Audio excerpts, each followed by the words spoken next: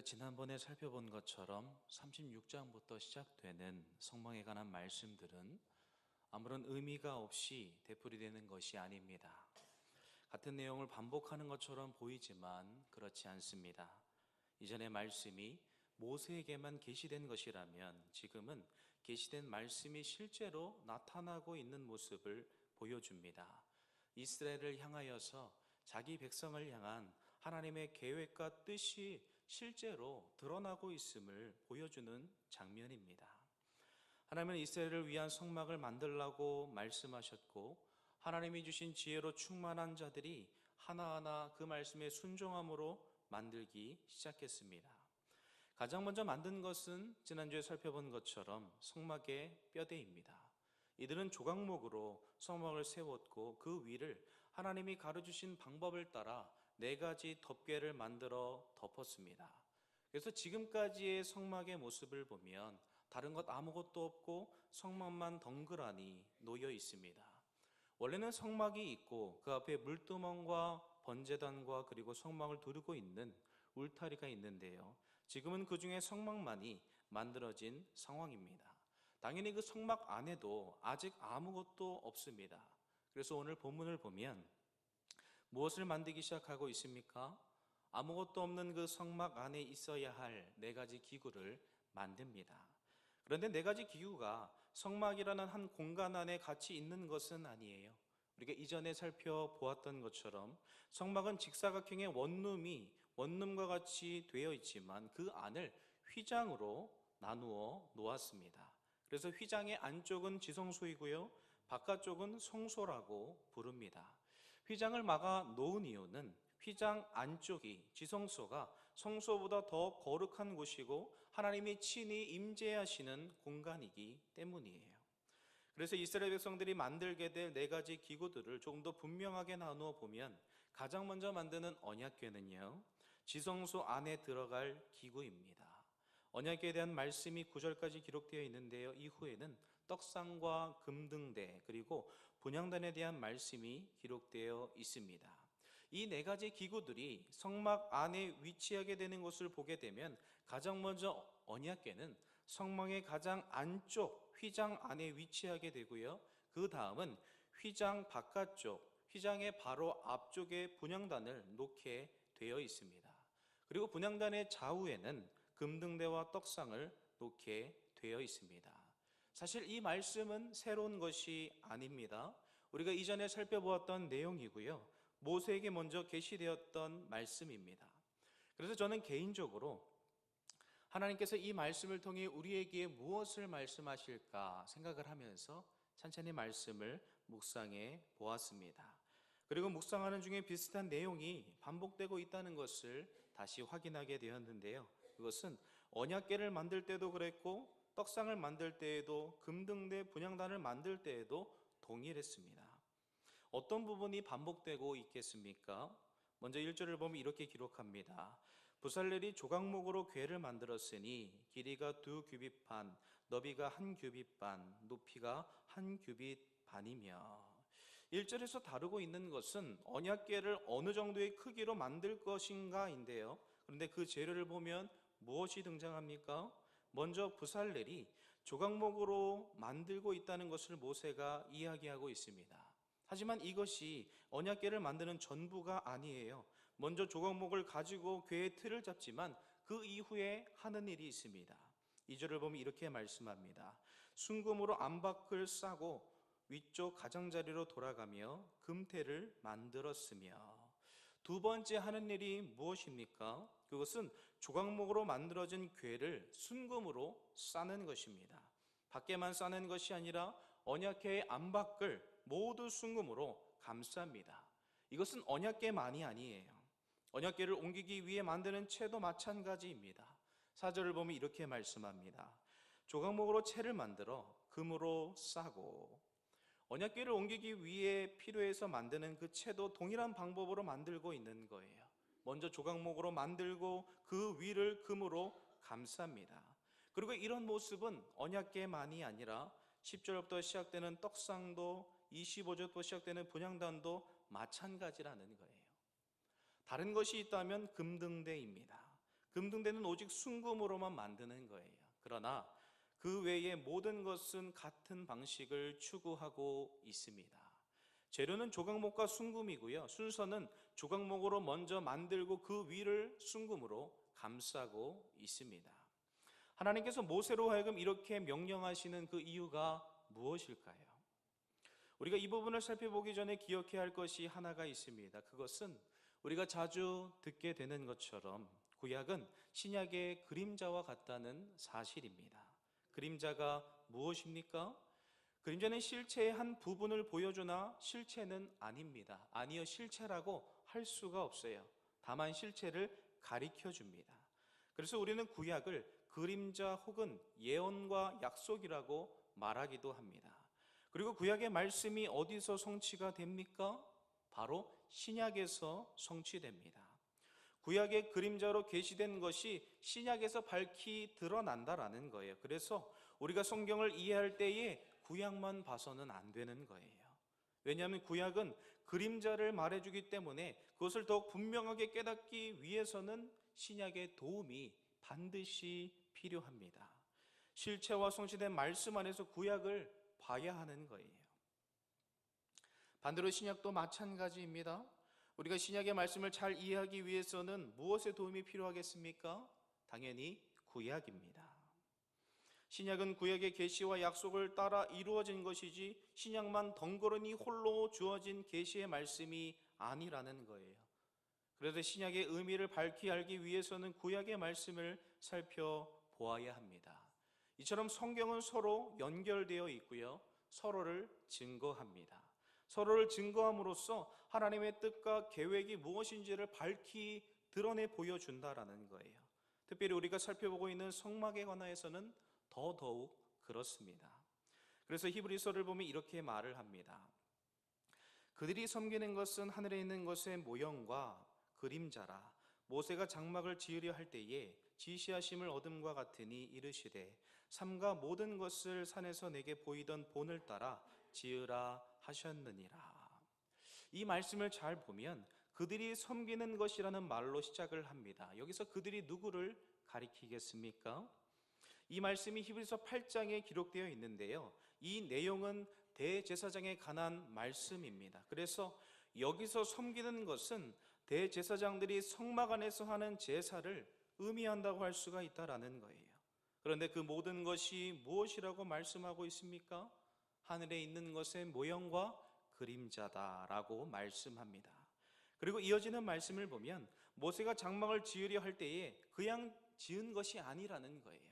하나님의 계시를 통하여서 하나님이 지시하시고 말씀하신 대로 지었다는 것을 말씀하고 있습니다. 그러니까 성막에 관한 모든 것은 아무 이유 없이 된 것이 아무것도 없다라는 거예요. 모든 것에 다 의미가 있다는 것입니다. 그래서 우리는 이 말씀을 묵상하면서 참 실체의 몇몇 부분을 볼 수가 있습니다. 분명하지는 않지만 희미하나마 그 실체가 무엇인지를 알게 되는 거예요. 이 자리에는 우리 중에는 그 실체가 무엇인지를 알고 있는 성도분들도 있을 것입니다. 성막의 실체가 무엇입니까? 그것은 이전에 설교할 때 말씀을 드린 것처럼 하나님의 나라와 주의 교회를 가리키고요. 더 구체적으로 말씀을 드린다면 우리 주 예수 그리스도를 가리킵니다. 그래서 오늘 우리가 살펴보고 있는 이 본문의 말씀도 그 계시의 방향이 예수 그리스도를 향하고 있다라는 거예요. 우리는 이런 관점에서 본문의 말씀을 보아야 합니다. 혹시 제가 지난번 설교를 통해서 말씀드렸던 것을 기억하고 계십니까? 지금 성막이 지어지고 있는 것이 무엇을 드러내는지를 말씀을 드렸는데요. 그것은 바로 하나님의 감추어졌던 계시와 뜻입니다. 이스라엘의 하나님의 뜻이 모세를 통해 계시되었고요. 그 뜻이 지금 이스라엘 백성과 마음이 지혜로운 사람들의 그 순종을 통해 눈앞에 드러나고 있다라는 거예요. 그런데 그 뜻이 지금 무엇을 향하고 있다라는 것입니까? 바로 하나님의 계획과 뜻의 가장 중심에 있는 예수 그리스도를 향하고 있다라는 거예요. 지금 모세가 시내산에서 40일 동안 하나님의 계시를 받지 않았습니까? 그 수많은 계시가 결국은 예수 그리스도를 바라보고 있다라는 거예요. 그래서 우리는 다시금 생각해 보아야 합니다. 오늘 본문에 나오는 이 두 가지 재료, 조각목과 순금이 무엇을 의미하겠습니까? 그리고 이것들을 가지고 지금 성막을 어떻게 만들고 있는지 보아야 한다라는 거예요. 지금 어떻게 만들고 있습니까? 이 조각목과 순금을 가지고 섞거나 혼합해서 또 다른 제3의 물질을 만들고 있습니까? 아니면 각각이 가지고 있는 고유한 특성을 하나도 손상하지 않은 채 성막의 기구와 성막을 만들고 있습니까? 우리는 후자라는 것을 잘 알 수 있습니다. 왜냐하면 말씀 그 어디에도 그것을 가공하거나 그것으로 새로운 것을 만드는 장면이 나오지 않기 때문에 그렇습니다. 하나님은 두 가지 모두를 사용하게 하시는 거예요. 먼저는 조각목으로 틀을 만드시고 그 위를 순금으로 감싸게 하십니다. 이것이 우리에게 가르쳐주는 것은 결론적으로 예수 그리스도인데요, 그 중에서도 예수 그리스도의 신성과 인성에 대해서 가르쳐 줍니다. 여기서 신성은 하나님 되심을 의미하고요, 인성은 사람 됨을 의미합니다. 그러니까 지금 성막을 만드는 마음이 지혜로운 사람들이 반복하고 있는 것이 뭐냐는 것이죠. 그것은 예수님의 인성을 의미하는 조각 위에다가 예수님의 신성을 의미하는 금을 감싸는 일을 하고 있다라는 거예요. 이들은 이 작업을 통해 하나님의 성막을 만들어가고 있습니다. 하나님의 말씀하시는 성막의 기구들을 만들고 있다라는 거예요. 우리가 잘 알고 있는 것처럼 반복하는 이유는 다른 것이 아닙니다. 너무나 중요하기 때문이에요. 그리고 사실 모든 것의 기초에 놓여 있는 것이 바로 이것입니다. 우리가 예수 그리스도를 바르게 알지 못한다면 우리가 서 있는 신앙의 집은 바르게 설 수가 없는 거예요. 우리의 모든 신앙의 견고한 기초는 예수 그리스도에 대한 분명한 신앙 고백 위에 서기 때문에 이것은 너무나 중요하다라는 것입니다. 우리는 이 사실을 베드로의 고백과 그 고백에 대한 예수님의 말씀을 통해서도 확인할 수가 있는데요, 마태복음 16장을 보면 예수님께서 제자들과 함께 조용한 곳으로 가셨습니다. 하시던 사역을 잠시 멈추시고는 가이사랴 지방으로 가셨는데요, 그리고 그들에게 이렇게 물으셨습니다. 너희는 나를 누구라 하느냐? 아마 이 질문을 받는 제자들의 입장에서 보면 예수님의 질문은 너무나 갑작스러웠을 거예요. 지금까지 늘 함께하고 주의 말씀을 듣고 주님이 하시는 그 기적을 보았던 제자들을 향하여 갑자기 조용한 곳으로 가시더니 하시는 말씀이 너희는 나를 누구라 하느냐라고 묻고 계시는 겁니다. 그런데 이 당황스러운 순간에 주제를 할 수 있는 베드로가 위대한 고백을 했지요. 예수님의 칭찬을 받는 복된 고백을 하게 됩니다. 어떠한 고백입니까? 이렇게 고백합니다. 시몬 베드로가 대답하여 이르되 주는 그리스도시요 살아계신 하나님의 아들이시니이다. 저는 베드로의 고백을 한번 생각해 보기를 원합니다. 지금 베드로의 눈앞에 있는 예수님이 어떤 분이십니까? 지금 예수님이 자신의 눈에 비치는 예수님의 모습은 하나님의 모습이 아니라 한 사람, 목수의 아들 예수입니다. 예수님은 하늘에서 갑자기 내려오신 성인이 아니에요. 성경이 증언하고 있는 것처럼 베들레헴에서 태어나셨고요, 나사렛에서 자라나신 사람이셨습니다.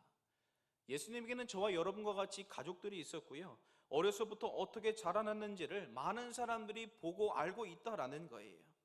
그래서 사람들이 나를 누구냐 물을 때에 제자들은 사람들의 그 이야기를 예수님께 들려드렸습니다. 예수님, 많은 사람이 예수님을 위대한 사람이라고 이야기합니다.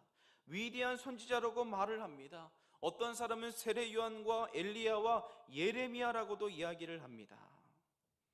사실 제자들은요, 예수님에게 이 사람들의 반응을 들려드릴 때에 어떤 마음이었을까요? 너무나 기쁘고 흥분되는 것이죠. 자신들이 따르는 예수를 사람 중에 최고의 선지자, 하나님의 사람으로 여기고 있다라는 거예요. 제자들은 예수님에 대한 사람들의 반응을 들으면서 흐뭇했을 것입니다. 우리는 예수님에 대한 이런 반응이 너무나 자연스럽다는 것을 알아야 되는 거예요. 그런데 베드로가 모든 사람들이 예수님을 향하여 위대한 사람이라고 말할 때에 그곳에서 위대한 고백을 하게 되는 거예요. 시몬 베드로가 대답하여 이르되 주는 그리스도시요 살아계신 하나님의 아들이십니다. 이 말은 지금 자신의 눈앞에 있는 한 목수의 아들 예수가 하나님이시라는 고백입니다. 지금 모든 사람들이 예수님을 최고의 사람으로 인식할 때에 베드로는 예수님을 하나님으로 인식했다라는 거예요. 그러나 이런 베드로의 인식이 완벽한 것은 아니었습니다. 왜냐하면 조금 후에 예수님이 제자들에게 말씀하시죠. 내가 고난받을 것이고 죽을 것이다. 그리고 3일 만에 부활할 것이다 라는 예수님의 그 뜻을 보여주셨지만 그때 베드로는 예수님을 향하여 항변하였습니다. 예수님을 꾸짖었습니다. 마치 어린아이를 질책하듯이 예수님을 나무라는 베드로의 모습을 볼 수가 있다라는 거예요. 이러한 모습을 볼 때에 베드로가 가진 예수님에 대한 인식이 완전한 것은 아니었지만 그는 희미하게 남아 예수님이 누구신지를 알았다라는 거예요. 더 분명하게 말씀을 드리면 하나님께서 성령을 통해 베드로에게 가르쳐 주셨다라는 거예요. 예수님이 누구신지를 가르쳐 주셨고 그것을 믿음으로 고백하게 하셨습니다. 사랑하는 성도 여러분, 그렇다면 우리는 우리 자신에게 한번 질문을 던져 보아야 합니다. 예수님께서 저와 여러분에게 너희는 나를 누구라 하느냐라고 물으신다면 우리는 무엇이라고 대답하시겠습니까? 우리에게 있어서 예수님은 어떠한 분이십니까? 예수님은 하나님이십니까? 아니면 사람이십니까? 우리가 만약 예수님을 둘 중 한 분으로 인식한다면 그것은 반만 맞는 거예요. 온전한 지식이 아닙니다. 예수님은 하나님이시지만 또한 사람이십니다. 더 분명하게 말씀을 드리자면 예수님은 100% 하나님이시면서도 100% 사람이 되십니다. 이 사실을 꼭 믿으시기를 바랍니다. 이 사실을 바르게 알고 믿을 때에 우리의 신앙과 삶이 더욱더 바르게 자리 잡고 성장할 수가 있다라는 거예요. 그렇다면 이 부분을 생각해 보면서 오늘 본문에 등장하는 성막의 기구들을 살펴보기를 원합니다. 가장 먼저 만들게 되는 언약궤가 무엇입니까? 언약궤는 하나님의 임재를 상징하는 기구입니다. 그리고 그 안에는 십계명의 두 돌판을 놓게 되어 있어서 증거궤라고도 부릅니다. 그리고 그 위에는 속죄소를 놓게 되는데요, 그것을 시은자라고 말하기도 합니다. 왜냐하면 하나님께서 이곳에서 말씀하시고 이곳에서 은혜를 베푸시기 때문입니다. 오늘 본문에는 기록되어 있지 않지만 이 부분을 똑같이 기록하고 있는 25장을 보면 하나님께서 언약궤에 대한 말씀을 주시고 나서 이렇게 말씀하십니다. 속죄소를 궤 위에 얹고 내가 내게 줄 증거판을 궤 속에 넣으라. 거기서 내가 너와 만나고 속죄소 위 곧 증거궤 위에 있는 두 그룹 사이에서 내가 이스라엘 자손을 위하여 내게 명령할 모든 일을 내게 이르리라. 하나님께서 두 가지 약속의 말씀을 하고 있습니다. 하나가 무엇입니까? 내가 너를 거기서 만난다라는 거예요. 언약궤 위에서 내가 너를 만난다라고 약속하십니다. 다른 하나는 내가 여기서 내게 명령할 모든 일을 내게 이르시겠다라고 약속하고 있다라는 거예요. 그런데 그 언약궤가 무엇으로 지어졌다고요? 바로 순금과 조각목으로 지어졌습니다. 바로 참 하나님이시자 참 사람이신 예수님으로 지어졌다라는 거예요. 그렇기 때문에 이 말씀은 하나님께서 오직 그리스도 안에서 자기 백성을 만나신다라는 것을 저와 여러분에게 말씀하고 있다라는 거예요. 그리스도를 통하지 않고서는 누구도 하나님께 나아갈 수가 없고 하나님의 인재와 그 영광을 볼 수도 누릴 수도 없다라는 거예요. 그리고 하나님은 그리스도를 통해 당신의 뜻을 저와 여러분에게 계시해 주십니다. 우리는 성경과 그리스도를 별개의 것으로 생각할 수가 있는데요, 전혀 그렇지가 않습니다. 왜냐하면 성경이 신구약 곧 옛 약속과 새 약속을 의미하는데요, 그 약속의 정점에는 예수 그리스도가 계시기 때문입니다. 우리가 잘 알고 있는 것처럼 구약은요 오실 예수 그리스도를 예언하고 있고요, 신약은 오신 예수 그리스도, 다시 오실 예수 그리스도를 예언하고 있다라는 거예요. 이 말은 성경을 우리가 어디를 읽는다 할지라도 그 성경이 우리를 인도하는 곳의 마지막은 예수 그리스도가 되신다라는 겁니다. 사도 바울은 이 사실을 잘 알고 있었습니다. 그래서 디모데후서 3장을 보면 이렇게 말을 합니다. 또 어려서부터 성경을 알았나니 성경은 능히 너로 하여금 그리스도 예수 안에 있는 믿음으로 말미암아 구원에 이르는 지혜가 있게 하느니라. 지금 사도 바울이 디모데에게 말합니다. 너가 어려서부터 성경을 알았는데 그 성경이 너로 하여금 어디로 인도했는지 알고 있니? 그것은 바로 예수 그리스도라는 거예요. 성경이 디모데에게 예수 그리스도가 누구신지를 가르쳐줬고 그 예수를 믿어 구원에 이르게 만들었다라는 것입니다. 이것이 가능한 이유는 성경이 곧 그리스도를 증거하고 있기 때문이에요. 그래서 우리는 성경을 가까이 할 때에 예수 그리스도가 누구신지를 알게 되고 그분 안에서 하나님과 교제하고 하나님의 뜻과 그 나라를 누리게 되어 있다라는 것입니다. 그래서 결국 이 모든 은혜가 예수님 안에 있는 거예요. 예수님 안에. 참 하나님이시자 참 사람이신 예수 안에 이 모든 축복이 있는 거예요. 그래서 하나님은 성막을 만드는 하나하나까지도 예수 그리스도를 바라보고 추구하게 만드셨다라는 거예요. 성막이 그림자이기 때문에 실체를 분명히 볼 수는 없었지만 예수 그리스도의 신성을 의미하는 순금과 인성을 의미하는 조각목으로 주의 성막을 만들게 하셨다는 것입니다.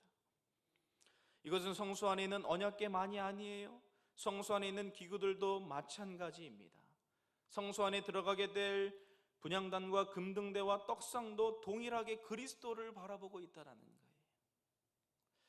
간단하게 생각해 보면 분향단이 무엇을 의미했습니까? 그것은 바로 성도들의 기도입니다. 또한 그리스도께서 저와 여러분을 위해 지금도 중보하신다는 것을 보여주고 있는 거예요. 저와 여러분의 기도가 하나님 앞에 상달될 수 있는 그 이유가 무엇입니까? 우리가 거룩하기 때문입니까? 우리가 대단하기 때문입니까? 전혀 그렇지 않습니다. 우리의 기도가 예수 그리스도께 상달되는 이유, 하나님께 받으실 만한 기도가 되는 이유는 우리의 기도가 예수 그리스도를 의지하여 드려지기 때문이라는 거예요. 우리가 대단하기 때문에 하나님이 우리에게 귀를 기울이시는 것이 아니라는 거예요. 우리는 부족하고 연약하고 그래서 하나님이 받으실 만한 기도를 드릴 수도 없지만 하나님 안에 있는 하나님의 그 구속이신 예수 그리스도 안에 있는 저와 여러분의 기도를 하나님께서 귀를 기울여 주시고 주목해 주신다라는 거예요. 예수 그리스도의 십자가 아래서 하나님이 우리를 만나 주실 뿐 아니라 우리의 기도에 그 연약한 기도에 주목하시고 귀를 기울여 주시는 것입니다.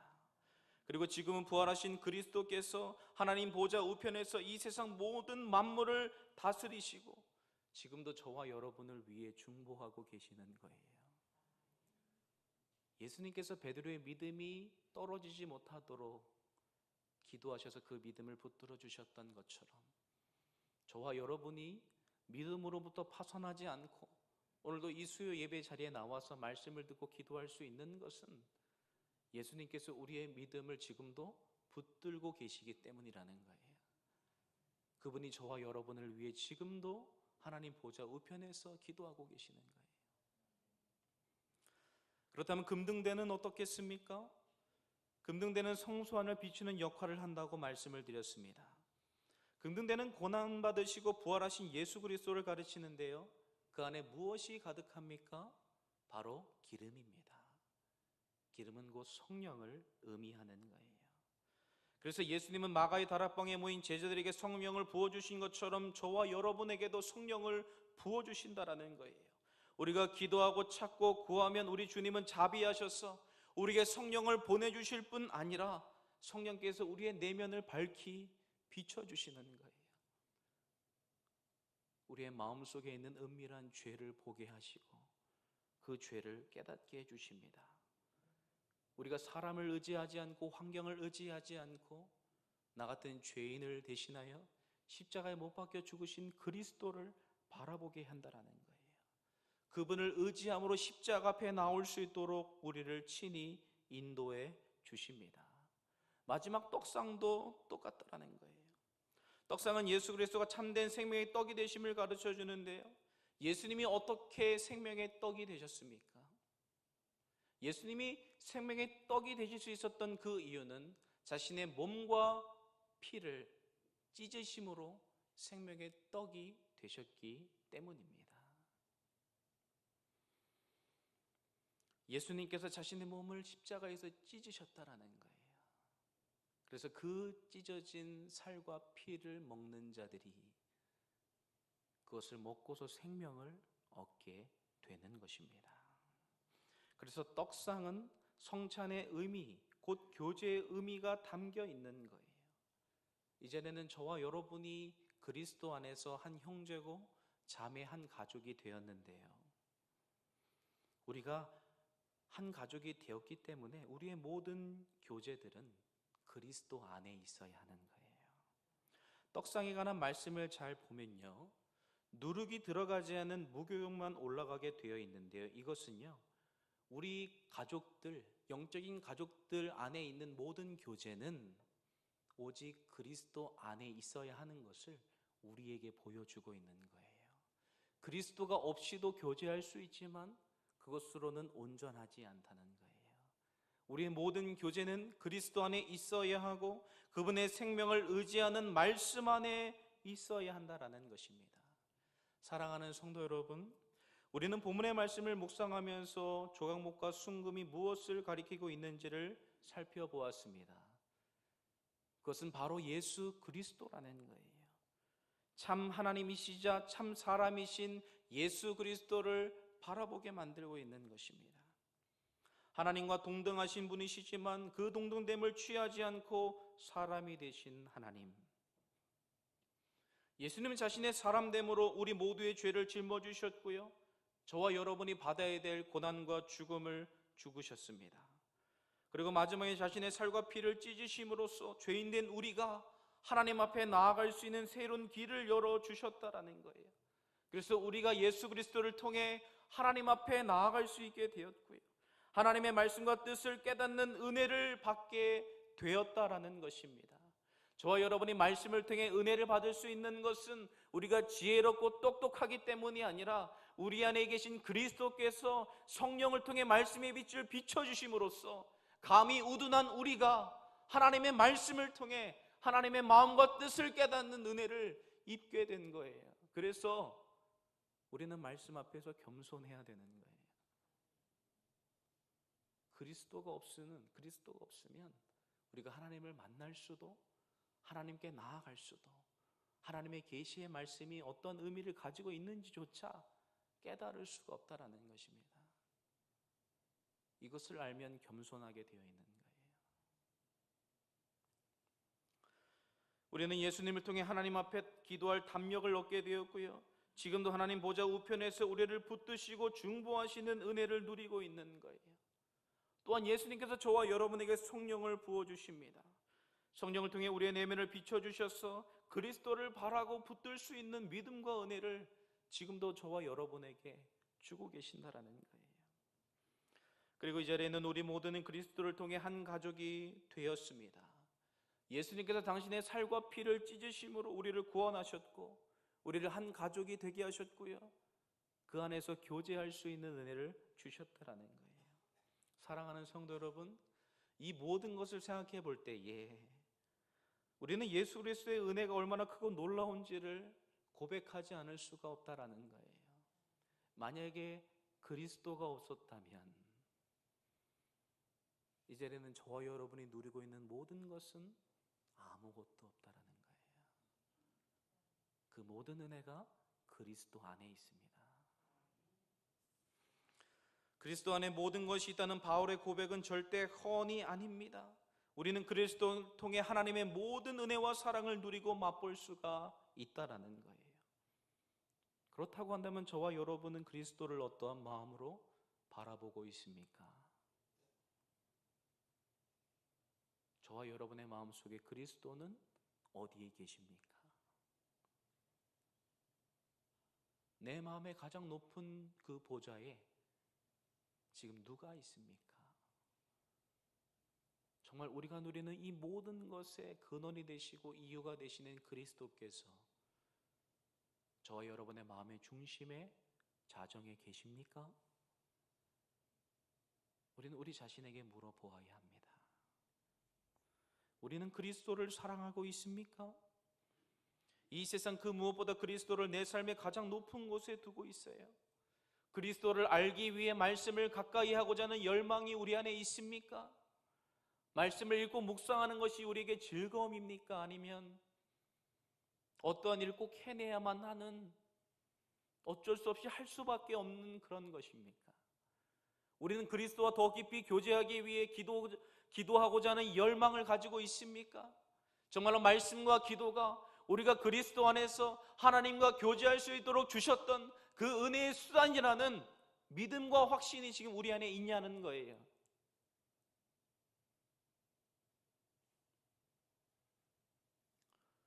히브리서 저자가 권면하고 있는 것처럼 믿음의 주요 온전케 하시는 예수 그리스도를 바라보시기를 바랍니다.